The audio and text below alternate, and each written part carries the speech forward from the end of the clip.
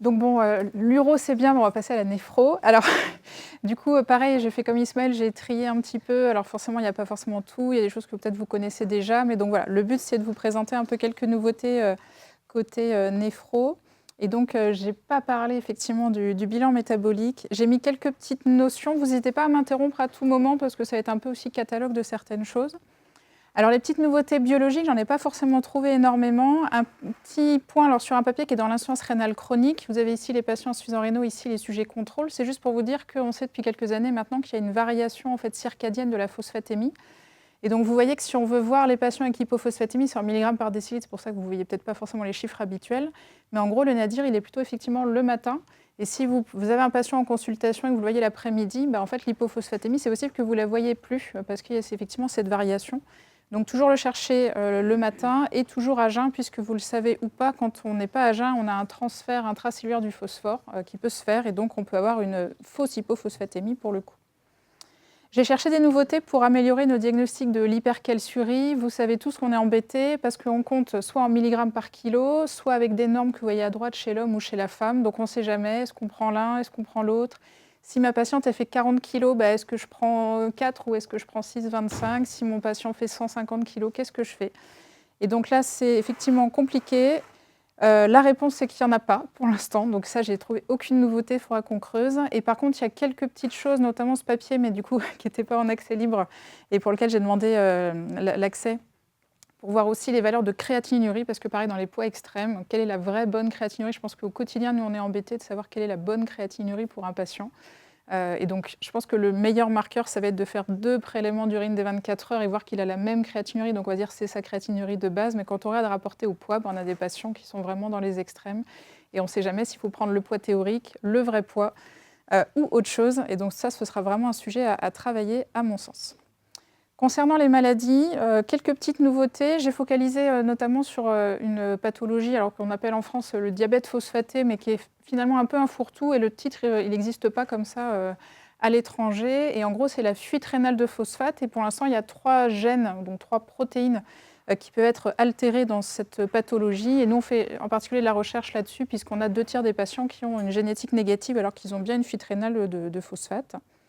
Et donc ces patients, alors pourquoi ils ont des calculs rénaux et une hypercalciurie ? Parce que si vous avez ici la régulation un petit peu du phosphore, du phosphate, quand on a une hypophosphatémie, ça va stimuler la formation de calcitriol, donc de vitamine D active, qui va faire en sorte qu'on puisse réabsorber plus de phosphate. Et pas de bol, on va aussi réabsorber plus de calcium. Donc ces patients, ils sont hypercalciuriques à cause de ça. Et en aparté aussi, parce qu'on a tous des backgrounds différents, les autres causes d'hypercalciurie, en gros, il faut aller chercher ici, dans tous les organes qui vont réguler un petit peu l'homéostasie phosphocalcique. Donc hypercalciurie, soit c'est un problème d'hyperabsorption, de résorption osseuse au niveau rénal, calcitriol, et bien sûr l'hyperparathyroïdie primitive, qui est une cause assez fréquente. Donc, le diabète phosphaté, il y a quelques nouveautés vraiment intéressantes pour des patients qui sont mutés donc, pour le transporteur NPT2C dont le gène est SLC34A3. En fait, ils se sont rendus compte sur des grandes données génétiques, donc UK Biobank et 100 000 Genome Project, que des variants SLC34A3 hétérozygotes étaient associés à un facteur de risque de calculs rénaux, néphrocalcinose, hypercalciurie et même aussi hypertension. Et on a eu au moins 2 papiers là, assez récents, 2023-2024, sur les patients mutés pour SLC34A3. Et en particulier, une question dont on se pose tout le temps, c'est que dans cette maladie, il peut y avoir des variations bialléliques, donc des patients qui ont deux variations sur des allèles différents, et ils ont du coup des apparentés qui sont souvent du coup, une seule mutation. Et on a aussi des patients lithésiques qui ont une seule mutation. Et donc notre question à chaque fois pour ces patients, c'est est-ce qu'il faut aller phénotyper les apparentés ? Est-ce qu'ils vont être plus atteints, moins atteints ? Et donc, sur ce premier papier, ce qui est intéressant, c'est que vous avez ici les gens qui n'ont qu'un seul variant. Et donc on voit que là, alors c'est un peu flou, ici c'est ceux qui n'ont pas de phénotype, donc 50%, et globalement, ceux qui ont des calculs rénaux ou des atteintes osseuses type ostéoporose, vous voyez qu'en gros, on a, j'ai détaillé les chiffres ici, 38% qui ont une hypercalciurie et des calculs, et 20% qui peuvent avoir une ostéoporose. Donc même sur effectivement des patients qui n'ont qu'une seule variation, il peut y avoir des phénotypes plus ou moins francs. Et par contre, à la réponse de est-ce qu'il faut aller phénotyper les patients apparentés, notamment quand on a des cas homozygotes, je pense qu'effectivement sur ces données-là, il faut, et en tout cas, il faut voir en fonction aussi des autres facteurs de risque et de la symptomatologie, mais je pense que c'est important de ne pas les oublier. Et donc, si vous regardez, c'est le reste de ce papier. Vous avez ici les sujets sains, les mutés SLC34A3 avec 2 mutations et les hétérozygotes. Vous voyez que leur phosphore n'est pas tout à fait le même que la population générale. Leur réabsorption du phosphate non plus. Ils ont une calcitriol qui est un peu plus élevée, etc. etc. Donc, même les hétérozygotes, ils ont aussi un phénotype. Un autre papier encore donc, de 2024, toujours sur SLC34A3 et cette fois aussi sur des variants de l'autre transporteur, NPT2A dont le gène est SLC34A1, celui que je vous avais montré sur l'image tout à l'heure. Et on voit qu'effectivement, ces patients, ils ont des atteintes rénales avec des vomissements, polyurie dans l'enfance, etc. Donc ils ont pas mal d'atteintes liées au diabète phosphaté. Et je voulais vous montrer ce papier que je trouvais assez intéressant, puisque vous avez l'effet du traitement par phosphate. Alors c'est vrai que moi, je suis plutôt ceux qui ne donnent pas de phosphate chez les patients qui ont des fuites de phosphore, parce que ça fuit, donc je pense que ça va plutôt majorer le risque de calcul, mais là, on n'est pas tous d'accord en fonction des équipes. Et ce papier m'a encore convaincu finalement de ne pas forcément le faire, parce que quand même, la calciurie, elle a l'air de baisser, peut-être parce que comme on monte un petit peu la phosphatémie, on baisse un peu le calcitriol. Mais finalement, ils font des hyperparathyroïdies puisque le phosphore va stimuler la synthèse de parathormones. Calcitriol, biologiquement, ne change pas, mais ça, on sait que les dosages de calcitriol ne sont pas hyper non plus fiables. Et c'est pas, voilà, on peut avoir des vraies situations d'hypercalcitriolémie avec un dosage complètement normal sur la prise de sang. Et le DFG aurait même tendance à baisser un peu. Donc, moi, ce papier, c'était surtout aussi pour préciser qu'effectivement, pas forcément envie de supplémenter en phosphore ces patients. Concernant les néphrocalcinoses, j'ai étendu un petit peu ce sujet à lithiase, néphrocalcinose et néphropathie cristalline. Vous avez ici toutes les causes de néphrocalcinose. Je voulais juste vous souligner qu'on avait quand même un nombre important de cas où on a des vraies néphrocalcinoses qui ont l'air génétiques et qu'on n'a pas de diagnostic. Et ça, j'ai cherché, il y a 0 nouveauté, mais peut-être plus tard. Et on a par contre quelques nouvelles maladies. Vous connaissez peut-être, alors c'est très très rare, je crois qu'à Nantes on a un tout petit nombre de patients qui ont cette pathologie. Les syndromes FHHNC, c'est des patients qui ont en fait des mutations inactivatrices de la claudine 16 ou de la claudine 19. Et ce sont des protéines qui sont dans la branche large ascendante et donc ils vont avoir une hypercalciurie, une hypomagnésémie, une néphrocalcinose. Et ils ont aussi une atteinte dentaire, une amélogénèse. Donc il faut bien penser aux consultes lithiases de faire sourire le patient et de lui demander si c'est ses vraies dents, parce que des fois on fait sourire, tout est nickel et en fait c'est que des fausses dents. Croyez-moi, c'est du vécu. Et puis les patients avec claudine 19, la claudine 19 elle est aussi dans l'œil, donc ils ont aussi des atteintes ophtalmo plus ou moins sévères, voire même un risque de cécité. C'est des patients, on ne peut pas les manquer, ceux-là, parce qu'en gros, alors c'est toujours sur des tout petits chiffres, on est vraiment dans la maladie rare, mais en gros à 20, 25 ans, 30 ans, ils sont tous dialysés, greffés, ils sont tous très atteints, alors peut-être pas tous, mais en tout cas vraiment beaucoup, donc ce n'est pas quelque chose qu'on va découvrir à l'âge adulte. Et on avait eu un patient ici à Nantes, avec un phénotype qui ressemblait énormément, une hypomagnésémie, une hypercalciurie, une atteinte de la branche large. Et donc ce patient, du coup, on a découvert des anticorps anti-claudine 16, donc une atteinte auto-immune qui reproduit la maladie génétique. C'est juste un cas, bien entendu. Ce patient, on a découvert qu'après, il avait une tumeur rénale qui surexprimait la claudine 16. Donc est-ce que c'est ça qui a fait que ça a, du coup, stimulé son système immunitaire? Mais tout le reste du bilan immunitaire était négatif. Donc en tout cas, je voulais vous présenter ça en particulier pour dire que voilà, des causes qui n'ont pas l'air génétiques et qui arrivent comme ça, il y a peut-être des causes auto-immunes du coup à aller rechercher, des tubulopathies auto-immunes. Sur les calculs d'hyperoxalurie, vous savez que l'hyperoxalurie, soit c'est plutôt diététique, soit c'est sur des malabsorptions du coup plutôt entériques, soit c'est la fameuse hyperoxalurie primaire génétique, et là c'est le 1 sur 1 million, on n'en a pas beaucoup, on sait que c'est des calculs plutôt type 1C, et puis ils ont souvent des insuffisances rénales, et c'est autosomique récessif, donc il n'y a pas forcément d'histoire familiale, il peut y avoir une consanguinité, mais pas obligatoirement. Je voulais juste rappeler les mécanismes de l'hyperoxalurie entérique, parce que ce n'est pas toujours très clair à mon sens pour tout le monde.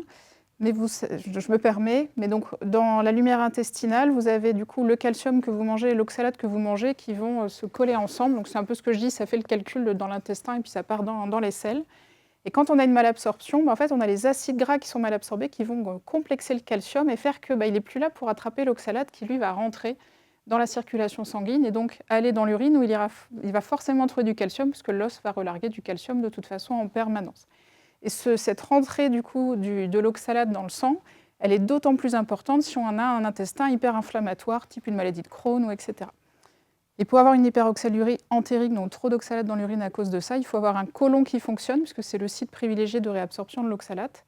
Et vous voyez qu'en plus de ça, ces patients, ils n'ont pas de bol, ils ont donc la perméabilité intestinale qui augmente, ils sont souvent carencés, ils ont des malabsorptions, notamment la B6 qui a tendance à baisser l'oxalate. Ils ont des diarrhées, donc ils sont déshydratés, ils urinent peu. Et donc voilà, tout ça peut favoriser les hyperoxaluries entériques avec des prises en charge spécifiques. Et donc une petite nouveauté française de 2024, je ne sais pas si vous avez vu passer cet article, des produits du coup lissants qui sont utilisés. Alors normalement des produits lissants, alors du coup maintenant on connaît tous les produits lissants par rapport à ça, mais avant on ne savait pas. Mais en gros ils ne sont pas censés être appliqués sur le cuir chevelu, on est censé commencer à 1 cm peut-être de la racine, mais du coup les gens préfèrent se le mettre directement pour bien avoir les cheveux lisses en permanence.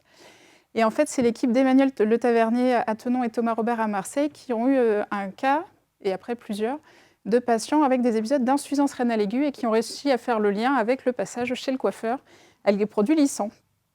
Et donc, ils ont fait des lissages à leur souris, ils les ont tartinés de produits lissants. Et ils ont vu effectivement qu'il y avait une insuffisance rénale aiguë assez sévère, des cristaux d'oxalate de calcium. Et quand vous voyez là ici, clairement, on ne peut pas faire plus parlant que ça, vous voyez toutes les cristallisations d'oxalate de calcium, puisque dans ces produits lissants, qui sont donc à risque, ils contiennent de l'acide glyoxylique, donc un des précurseurs de l'oxalate. Donc, il y a eu plusieurs cas reportés. Nous, on en a eu un à Nantes, clairement une néphropathie cristalline avec insuffisance rénale aiguë aussi. Et ils ont été suffisamment efficaces aussi pour qu'il y ait des parutions grand public et puis une recommandation de l'ANSES, enfin l'Agence du médicament, pour dire attention, enfin l'Agence de sécurité sanitaire et de l'alimentation, pour dire attention, il ne faut pas utiliser ces produits. Quelques nouveautés dans les explorations rénales. Donc, on a quand même pas mal d'outils biologiques assez simples pour permettre du coup, de diagnostiquer nos patients lithiasiques, que j'ai mis ici, biologiques, et puis l'analyse du calcul, la cristallurie, l'imagerie, les signes extra-rénaux éventuellement. Et puis on a le fameux test de charge calcique. J'ai noté un petit peu les temps ici, de ce qu'on fait ici à Nantes, mais globalement, chaque équipe a son protocole. D'ailleurs, ce sera peut-être un point à discuter ensemble, de peut-être harmoniser un petit peu les choses. Et donc, pour rappel, ceux qui ne sont pas familiers, on dit au patient de venir à jeun, et à jeun, on regarde dans l'urine ce qui se passe, et c'est le reflet de sa résorption osseuse, puisqu'il n'a pas mangé de calcium, donc c'est que ce qui sort de ses os, et donc ce qui fuit par les reins. On lui donne à manger du calcium. On regarde la calcémie PTH avant-après pour voir en gros la réponse parathyroïdienne, voir s'il y a une hyperparathyroïdie.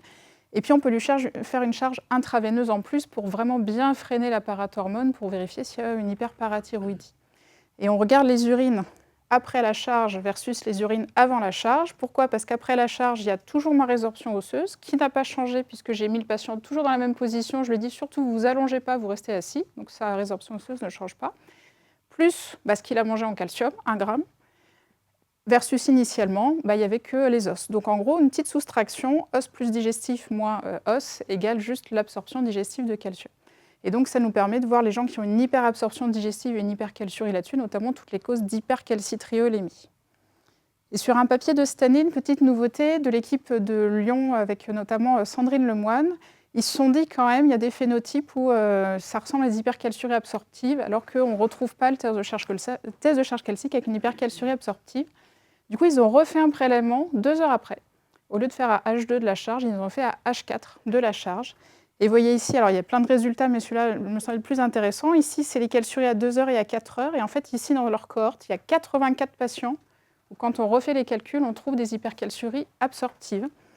Et donc, ces patients sont un peu notés absorbeurs lents. Alors, ils n'ont pas plus d'hypercalcitriolémie ou moins d'hypercalcitriolémie, c'est les mêmes âges, enfin, voilà, il n'y a pas trop de différence, mais en tout cas, eux, ils ont commencé à faire des tests de charge calcique avec 2 heures de plus. Et puis voilà, ça va être des choses peut-être qu'il va falloir qu'on discute aussi pour nos patients, de rajouter effectivement un prélèvement un petit peu plus tardif sur ce papier qui est paru au mois de décembre 2024. Donc nous, en tout cas, on ne s'est pas encore mis à jour. Ils ne sont pas allés au-delà de 4 heures. Non. Et après, c'est intéressant sur la physiopathe parce que on se dit, c'est une histoire un petit peu de l'absorption de quantité de calcitriol, mais du coup de se dire que c'est décalé dans le temps par rapport à d'autres. Ce n'est pas du coup une histoire de quantité, c'est une histoire d'autorégulation qui prend du temps. Ou voilà. C'est au niveau physiopathe, il y a encore un truc qu'on ne comprend pas.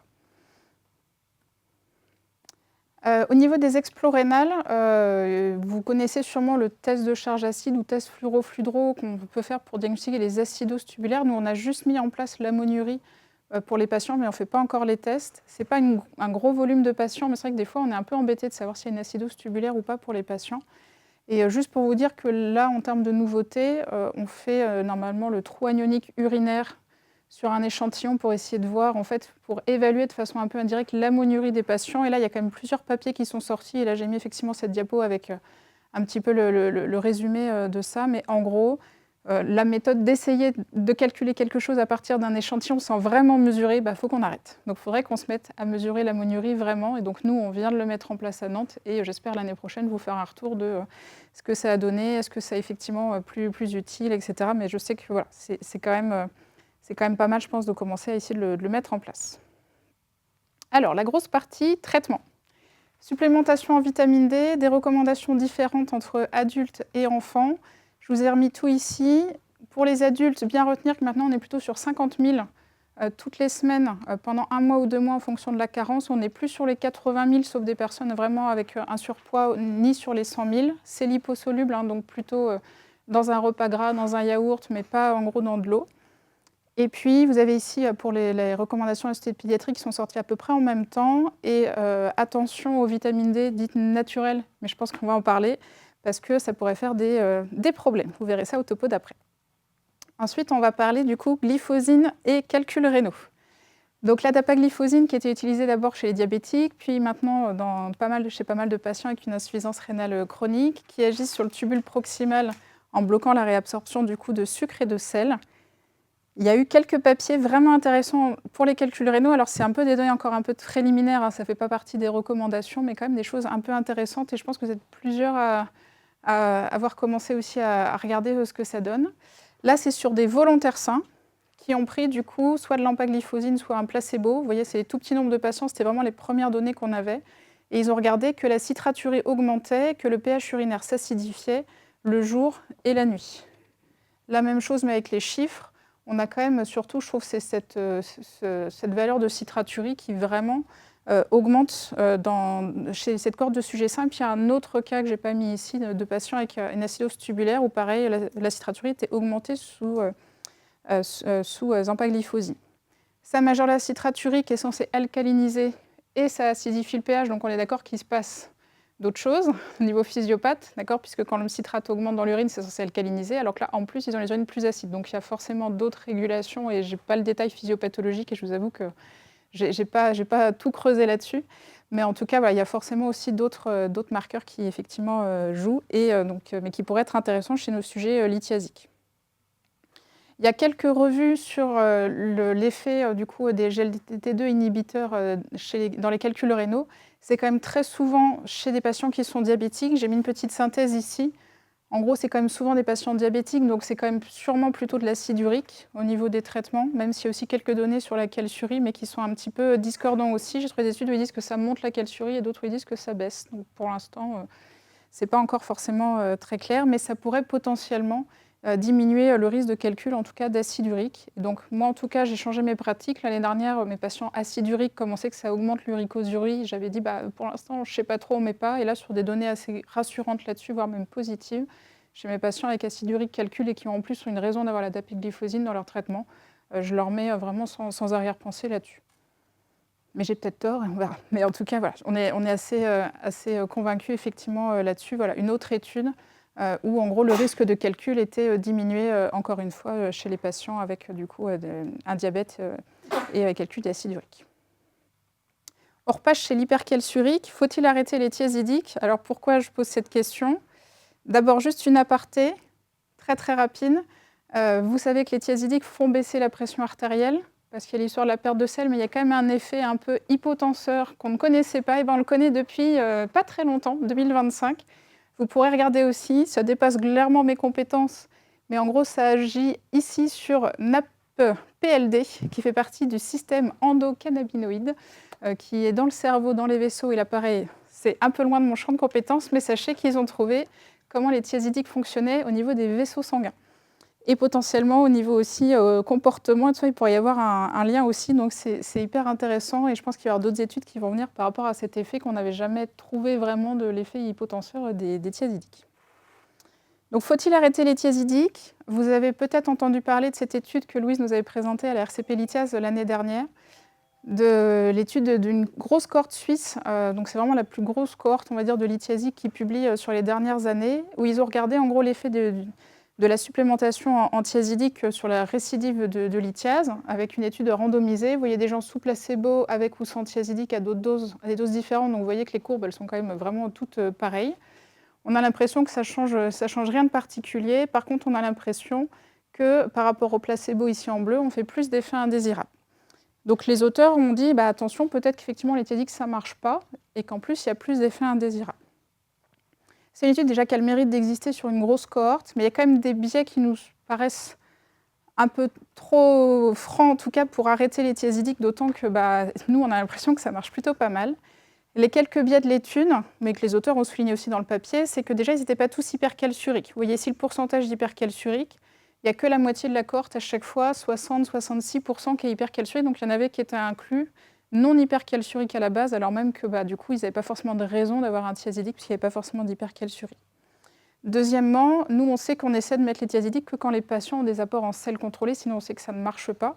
Et donc, dans leur étude, vous voyez ici un petit peu les natriurèses, sachant qu'on veut moins de 8 grammes de sel par jour, comme a remontré Ismaël, donc c'est environ 136 millimoles par jour. Ils sont tous, en gros, avec des natriurèses non contrôlées. Donc peut-être que ça vaudrait le coup de refaire l'étude avec du coup, des patients qui sont en régime pauvre en sel. Ouais. Ouais. Très bonne question. S'ils sont sous thiazidique, à quel point la natriurèse, elle bouge? En fait, elle va bouger sur le premier jour, par exemple, enfin les premiers jours, mais en gros, en 7 jours, ça va s'équilibrer. Ça, c'est vraiment une question qu'on se dit, les gens qui sont sous diurétique, ils vont du coup avoir toujours des natriurèses plus élevées, et ça, c'est faux, parce qu'en fait, l'organisme, il va se recompenser, donc tu vas perdre 700 millilitres d'eau et de sel. Et comment on peut réfléchir à ce truc-là? On peut se dire que quelqu'un qui est sous diurétique de Lens ou diurétique thiazidique, si jamais tous les jours, il avait une natriurèse plus élevée que les autres, déjà, il faudrait qu'il mange plus salé, ou alors il perdrait toutes les semaines 1 kilo. En fait, vraiment, en une semaine, il y a eu des courbes qui ont été faites, et en une semaine, en fait, ça se régule pour retomber à une natriurèse de les entrées égales aux sorties. Par contre, le patient, il a perdu un peu d'eau et de sel par rapport aux autres, au début. Et si quelqu'un est pas observant, par contre, il ne faut pas lui faire ses urines de 24 heures, s'il décide de reprendre il faut quand même justement être au moins à l'équilibre. Il faut être équilibré. Alors voilà, si les gens ne sont pas observants, comment on fait pour faire les urines des 24 heures? En vrai, je ne sais pas. Je ne sais pas, ouais. Oui, ça en fait, oui. Et pareil, les thiazidiques, ils font baisser la citraturie, ça c'est bien connu, et donc tu ne sais pas non plus si la citraturie elle est basse ou pas, s'ils l'ont pris ou pas. Donc il faut quand même compter que c'est 7 jours un peu d'équilibre. C'est-à-dire qu'en gros, si le patient il l'a arrêté dans les 7 jours, tu ne sais plus trop ce que tu mesures en vrai. Voilà.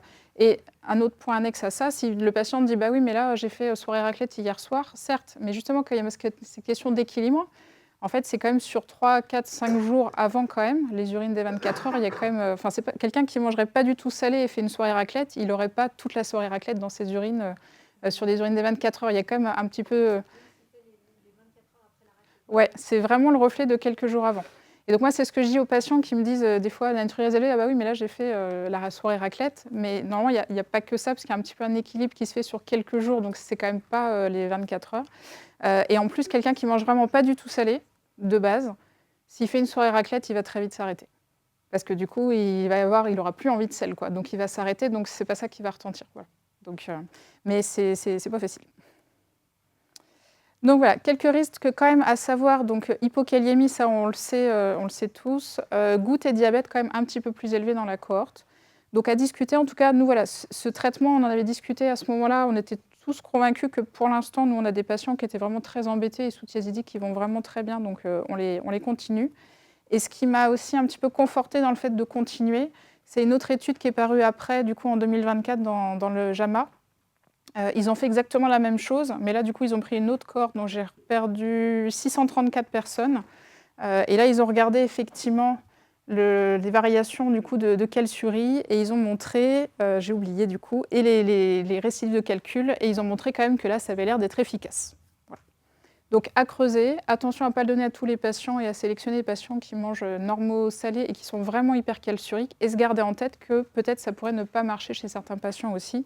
Mais en tout cas, il ne faut clairement pas les enterrer, d'autant plus chez ceux qui ont des hypercalciuries rénales ou résorptives, parce que ça corrige leur os, et ça c'est vraiment très très bien décrit, enfin, ça corrige, ça arrête de déminéraliser, et puis ça peut même améliorer les chiffres de masse osseuse. On a la preuve quand même. Hypercalciurique comme sous-thiazidique, qu'on revoit après avec les ouais. Bon, là, il n'y a pas de discussion. Oui, mais quand on voyait la cohorte des Suisses, il y avait vraiment discussion. Ils n'étaient pas tous hypercalciuriques. Après, quand même, ils n'étaient pas tous hypercalciuriques, mais il y en avait les 2 tiers. Enfin, c'est quand même intéressant de se dire que ça n'a pas l'air de marcher quand même chez tout le monde. Et puis après, il y a les chiffres et puis il y a les récidives. Et on n'a pas énormément finalement d'études sur les récidives parce que les gens, les chiffres, c'est pas ça qui les intéresse, c'est ce qu'ils vont aller voir l'urologue pour être opérés, quoi. Ou est-ce qu'ils vont avoir mal. Donc en tout cas, ça alerte, mais en tout cas, il ne faut pas les enterrer. Ensuite, pour les patients avec hypercalcitriolémie, donc je redis pas forcément biologique, et puis d'ailleurs, il ne faut pas forcément faire les dosages en ville, ou enfin nous on le fait au moment du test de charge calcique, mais sinon en vrai je le fais pas très souvent. C'est des patients qui vont avoir des tubulopathies type les variantes CYP24A1 ou qui vont avoir du coup le diabète phosphaté comme on a vu. Et il y a un traitement du coup qui est à l'étude, donc pareil c'est une nouveauté mais je n'ai pas les résultats encore, qui est le fluconazole, parce qu'on sait justement dans les maladies avec hypercalcitriolémie, comme la sarcoïdose ou les variantes CYP24A1, que le kétoconazole, qui est un inhibiteur de la alpha-hydroxylase, peut du coup améliorer la calciurie et même la calcémie, par exemple dans la sarcoïdose. Et donc il y a eu quelques publications sur le fluconazole et toujours l'équipe de Lyon, cette fois Aurélia Berthollet-Thomas, avec un patient qui avait un diabète phosphaté, avec un calcitriol qui passait quand même de 279 à 95. Donc vraiment divisé de façon importante. Et donc là, il y a un PHRC qui a été fait, et donc là, il a été terminé, ça a été un PHRC national d'études du coup de la calciurie chez les patients avec hypercalcitriolémie, hyperabsorption digestive, et donc on espère avoir les résultats dans pas trop longtemps. Et donc ils ont fait vraiment un truc randomisé que placebo versus fluconazole. La tolérance avait l'air d'être bonne, et on attend de voir les résultats, d'autant plus que les calciuries, vous le savez tous, ça quand même varie, donc il faut plusieurs prélèvements. Nous, on a eu 2 patients qui ont fait partie de l'étude, on ne sait pas dans quel bras, et impossible de savoir. On verra, suspense. Un petit mot très rapide sur l'hyperoxalurie primitive, c'est quand même très très rare. Il y a un traitement injectable par ARN interférent, juste pour vous dire qu'il y a de plus en plus de données intéressantes, et notamment, moi, c'est la première fois que je vois ça. La néphrocalcinose chez l'enfant qui peut se voir dans cette pathologie, sous traitement, c'est même pas qu'elle a arrêté de s'aggraver, c'est qu'elle s'est améliorée au niveau de l'échographie. Et ça, on n'avait pas vraiment vu d'études avant où la néphrocalcinose rentrait un peu dans l'ordre, parce que c'est vrai que c'est des calcifications, donc on se dit tout le temps, ça va de toute façon rester là à vie. Et là, quand même, c'est intéressant de se dire, peut-être ça pourrait s'améliorer avec des traitements. Donc intéressant. Un traitement disponible depuis quelques années maintenant, le Cibnayal, qui est du bicarbonate de potassium et du citrate de potassium, qui est uniquement dans l'acidose tubulaire distale, génétique ou acquise. Ça veut dire en gros que vous pouvez mettre les patients avec Cachirichi dedans, mais c'est un traitement qui vaut cher par rapport au citrate de potassium en préparation magistrale, mais qui peut aider pour certains patients. Et qui est intéressant en termes, donc c'est la comparaison ici standard of care, donc c'est le citrate de potassium en préparation magistrale versus ce composé, avec du coup une amélioration sur les chiffres osseux, sur l'adhésion au traitement, donc qui peut être intéressant, mais donc ne peut pas être utilisé. En particulier, on aurait bien aimé dans la cystinurie, pour les patients qui ont du mal à prendre le citrate de potassium en forme magistrale, mais du coup, voilà, on ne peut pas pour l'instant. Un petit mot sur l'hyperoxalurie entérique. Je vais passer très vite, puisque là, en gros, tout ça, on n'en a pas. C'est pas disponible. Il y a une revue en 2024 où il montre que du carbonate de lanthanum pourrait potentiellement du coup, diminuer l'oxalurie en diminuant l'absorption intestinale d'oxalate. Donc, à garder en tête, pareil, intéressant pour l'instant, c'est juste une première publication. Et pour finir, comme ça, je vais rester à peu près dans les temps. Donc, DPNDS, je n'ai pas mis les recos de l'affût parce que je savais qu'Ismaël les mettrait. Mais du coup, voilà, il y a eu des mises à jour du coup, des protocoles. Et donc, pour savoir, on a eu un appel d'offres et donc on coordonne le PNDS néphrocalcinose donc, cette année. Et puis avec l'HEGP, on coordonne hypomagnésémie. Et donc, je vous ai mis ici les coordonnées pour les RCP. Donc, les RCP locales, nous, on fait une RCP calcium nantaise où on parle beaucoup des tests de charge calcique, des pathologies phosphocalciques, avec, vous voyez, néphro-rhumato, endoc, chirandoc, biochimiste. L'RCP lithiase, dont on a déjà parlé un petit peu, et encore merci à tous ceux qui participent et qui présentent des dossiers et puis des revues de la littérature aussi sur des thématiques. Et puis les RCP nationales, donc il y a l'RCP lithiase qu'on coordonne avec Paris et Lyon. Le mardi à 13h, c'est pour tout, que ce soit radio, uro, imagerie, pédiatrie, adulte. Donc c'est hyper intéressant et nous, on présente nos dossiers quand localement, on n'arrive pas forcément à trouver la bonne réponse.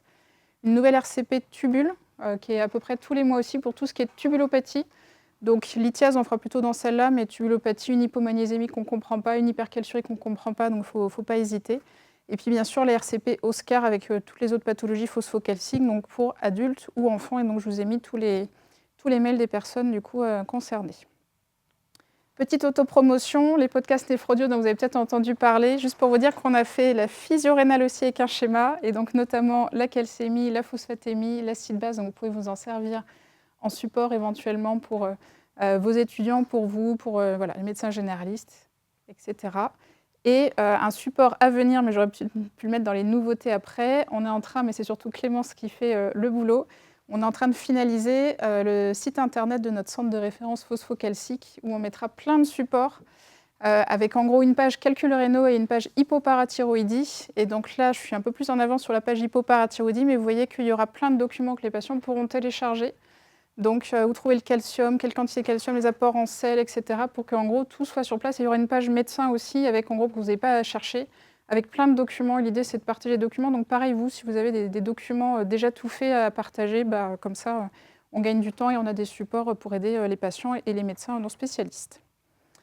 Donc en conclusion, voilà, des nouveaux supports, les glyphosines, pourquoi pas, une amélioration des diagnostics en particulier génétiques, mais encore beaucoup de cas qui ne sont pas diagnostiqués, une précision dans les phénotypes et puis des collaborations nécessaires pour progresser. Voilà, merci. Attends.